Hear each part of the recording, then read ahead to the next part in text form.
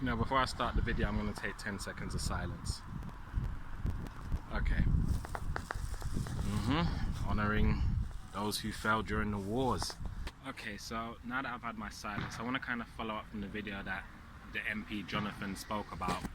And I'm absolutely disgusted and outraged that some scrote, some scumbag in our society has decided to desecrate a war memorial.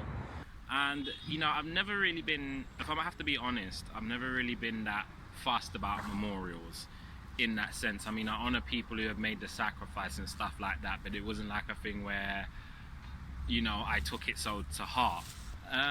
But listening to his video and understanding where he was coming from about vandalizing the statues, which I definitely don't agree with anyway, and vandalizing and dishonoring the history, which also I definitely don't agree with, because you got to understand it's a lot of my own people, my own ancestors who fought and died in that war. There's people from the Caribbean whose grandparents and great-grandparents fought in the war and risked their lives, just like how the MP Jonathan was saying that, you know, there's a lot of people over where he lives, where that memorial that got vandalized is, where they risked their lives, and, you know, they made the sacrifice to fight for freedom, and they didn't know, their families didn't know when they was coming back home.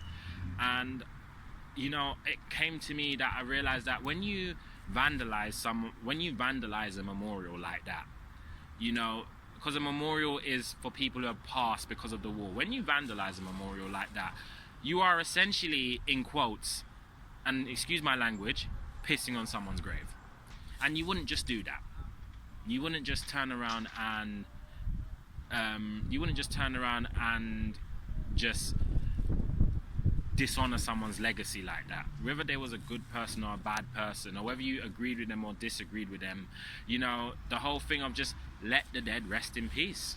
You know, even if they let the dead rest in peace, and whatever sins they've committed throughout their life, they will be judged for it afterwards by God.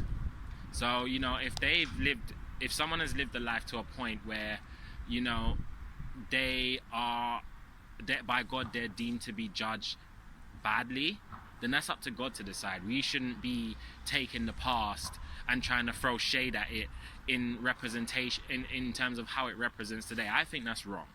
I think that's definitely wrong. So we need to stop this we need to stop this vandalization of memorials and essentially defecating on, you know, what is essentially people's history, people's past, people's ancestries, people's families who risked their lives and stuff like that. And that's why I sit in front of the war memorial today, and this is why I give my silence today, to kind of honor that, not just for the people of Britain, but even for my own ancestors who made that sacrifice during the war as well.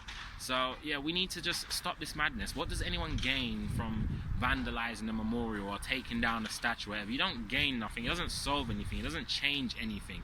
If we want to make change, then let's work together to make change, but let's not destroy our country in order to do it. We can make change, and we can make change for the better while still honoring and loving the nation that we are a part of.